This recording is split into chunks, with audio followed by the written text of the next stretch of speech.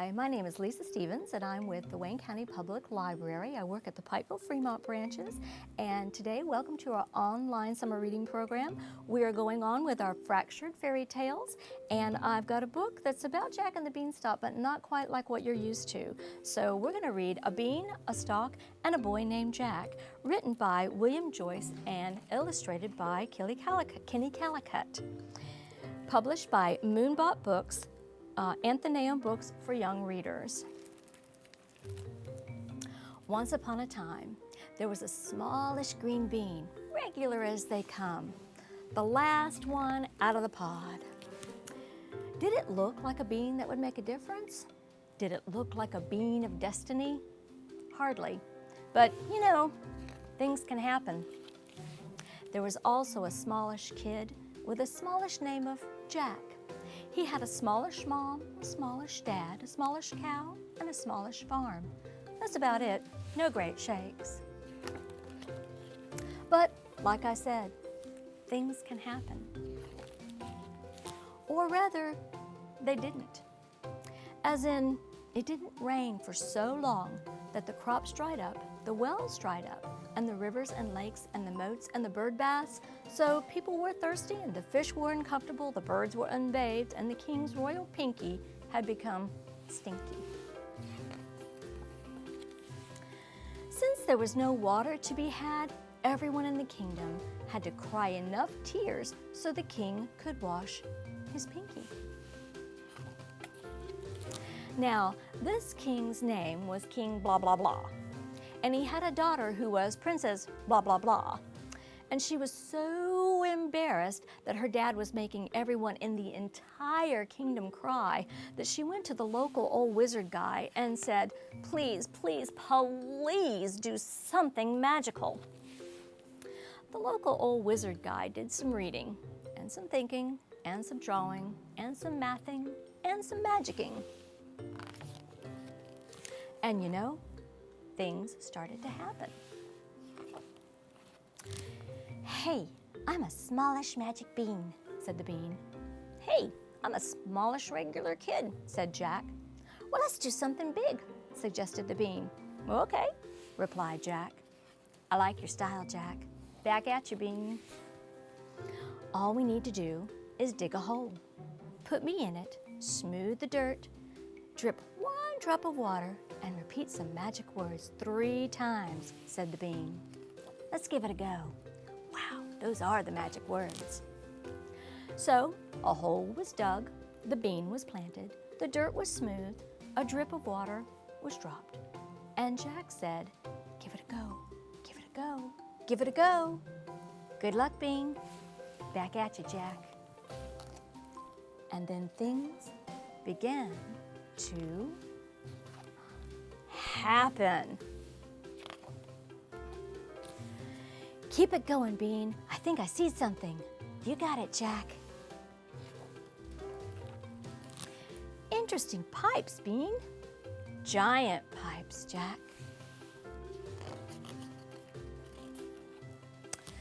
"Giant house, bean." "Big bubbles, Jack." "Give me a little help, bean." "Alrighty, Rooney, Jack." The bubbles were coming from a really big bathtub in which there sat, guess who? "Hey, I'm a smallish giant kid named Don." "Hey, I'm a smallish regular kid named Jack." So Don, "Yeah, Jack. Been in the tub long?" "Yeah, a long time. My pinky was stinky." Wow, that seems to be going around. Suddenly, there was a giant knock, knock, knock at the door. "Don?" "Yeah, Mom. You've been in there forever." "Gee, Don, I guess you gotta go." "Yeah. But first, let me help you with that toe." It's funny what a big deal a little toe can be. "Ya think, Jack?" "Trust me, Don." And Don, "Yeah, Jack. Maybe turn off the faucet?" "Good idea, Jack."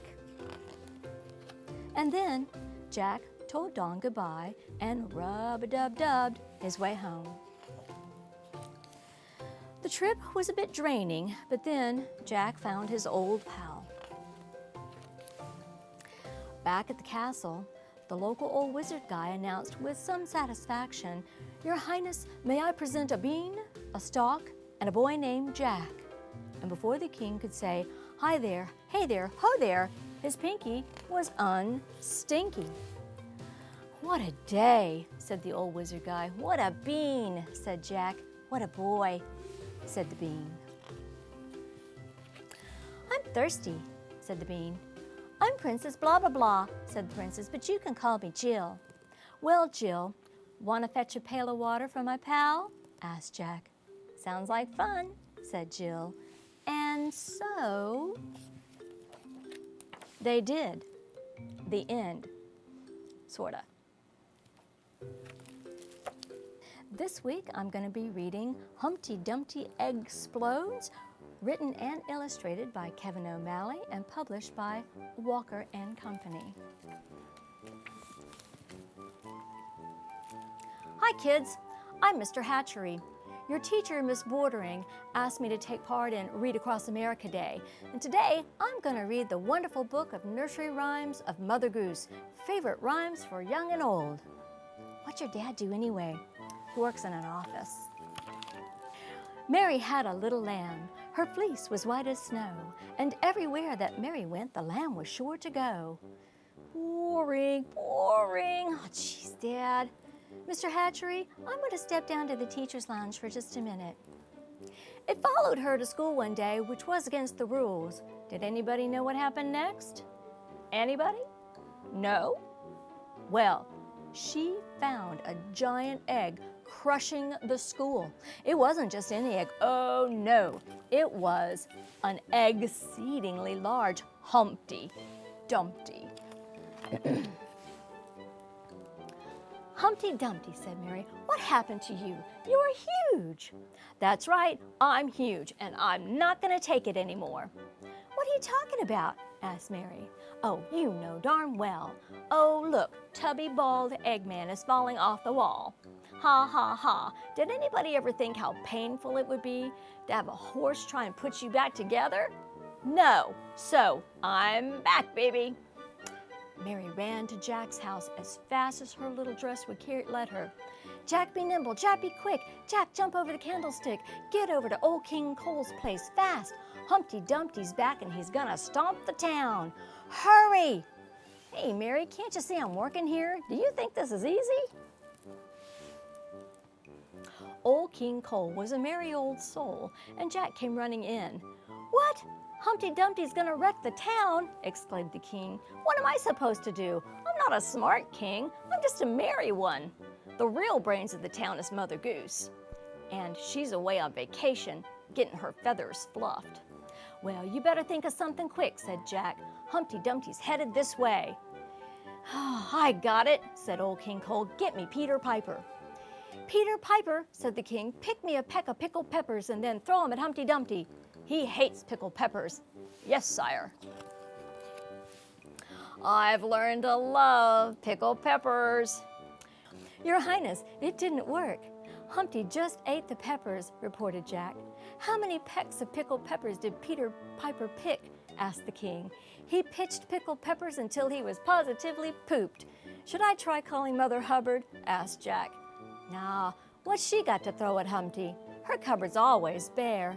Besides, she's never at home, and you'd end up talking to that smart aleck dog. Let's call the Grand Old Duke of York, said the king. Good idea. He's got 10,000 men. Retreat! No good, sire, said Jack. He marched them all straight up the hill and marched them down again. I should have known, said the king. I could try the old woman that lives in a shoe, said Jack. Nah, she's got so many children, she won't know what to do, said the king. Sire, yelled Jack, come quickly. Humpty's crashing through the town. Humpty Dumpty was on a rampage. He found Jack Horner sitting in a corner, stole his plum Christmas pie and all. He sat on little Miss Muffet's tuffet. He ate all her curds and whey. He shook the whole town and things were looking bad. London Bridge is falling down, Falling down, falling down, London Bridge is falling down. My fair lady? Build it up with iron and steel, iron and steel. Build it up with iron and steel, iron and steel will bend and bow. My fair lady. I've got it, said Old King Cole. You know Peter Pumpkin Eater? Oh, sure. I heard his wife got out of the pumpkin shell. I believe she's doing very well, said Jack. Yes, yes, yes. So go tell Peter to roll that pumpkin downtown. I want him to stuff Humpty in it. Look, it's a squash. Oh, dear. What can the matter be? Dear, dear, what can the matter be? I've got it, barked Old King Cole. Do you know the Muffin Man? The Muffin Man? Asked Jack. The Muffin Man. Do you know the Muffin Man? Asked the king. Oh, sure, said Jack. He lives on Drury Lane. Well, go to him and tell him to lay a path of muffins down Main Street and tell him to make a left onto Wall Street. We'll drive a Humpty Dumpty right up the wall, said the king. Roses are red, violets are blue, pumpkins are orange, and the town is too. Wrecking the town is hard work. Humpty was really hungry. He followed the muffin trail as Old King Cole had hoped. The enraged Eggman climbed right up the wall and sat there eating a huge pile of muffins. Now we have to find a way to push him off that'll knock some sense into him, said the king. Sire, sire, Dr. Foster is on his way to Gloucester. He reports that Mother Goose is on her way back home, said Jack. Thank goodness, said Old King Cole. Now I can get back to being merry. Mother Goose flew into the window. The town is a mess. What's going on here? I can't even go away for the weekend without the place going to pieces. Old King Cole filled Mother Goose in about Humpty Dumpty's rampage.